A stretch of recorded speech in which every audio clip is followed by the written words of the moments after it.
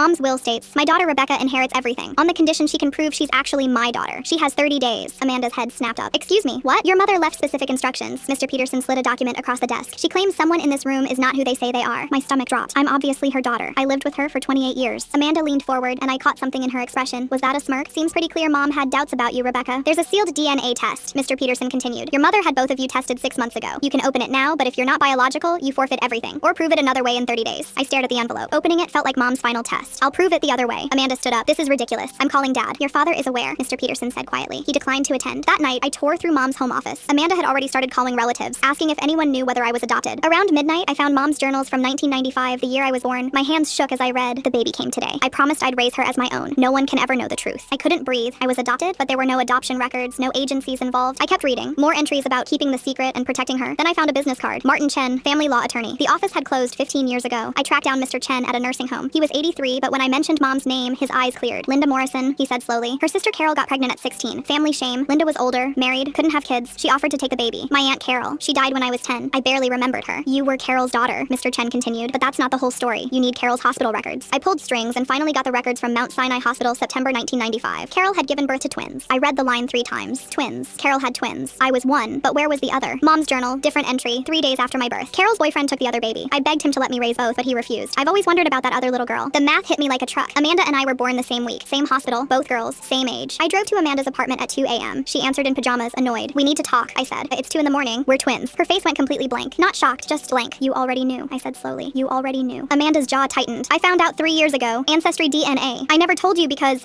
you thought if I wasn't Mom's biological daughter, you'd inherit everything. She raised you, Amanda exploded. You got Mom, the stable home, the attention, everything. I got raised by Carol's deadbeat boyfriend. Do you know what that was like? Amanda, you have no idea. I worked my ass off to get Mom's approval while you just existed and got praised. I stared at my sister, my twin sister, and saw years of resentment I'd missed. The next morning, I went back to Mr. Peterson with all my evidence, hospital records, birth certificates, Mom's journals, everything. You figured it out, he said. We're twins, both adopted, both nieces, not daughters. So neither of us is her biological daughter. Correct. Then who inherits? Mr. Peterson handed me an envelope. This is your mother's real will. The entire exercise was a test. I opened it with shaking hands. Rebecca and Amanda, if you're reading this together, you both passed. If one of you is reading alone, that person failed. You're twins, you're sisters. You spent your lives competing without knowing you're the same blood. Rebecca gets everything, not because she's more my daughter, but because she tried to bring Amanda closer even when Amanda pushed away. The inheritance isn't money, it's the truth. Your family. Stop fighting. Start knowing each other. P.S. Amanda, if you're reading this alone because Rebecca didn't tell you, the estate goes to charity. I looked up at Mr. Peterson. Where's Amanda now? Waiting outside. I asked her to come. I walked to the door and opened it. Amanda stood in the hallway, arms crossed, defensive. We need to split this, I said. 50-50. You're my sister. Her eyes filled with tears. Mom's will says you get everything. Mom's will says we stop fighting. That means sharing. That means actually being sisters. Amanda's voice cracked. I've been terrible to you. Yeah, we'll work on that. But first, coffee.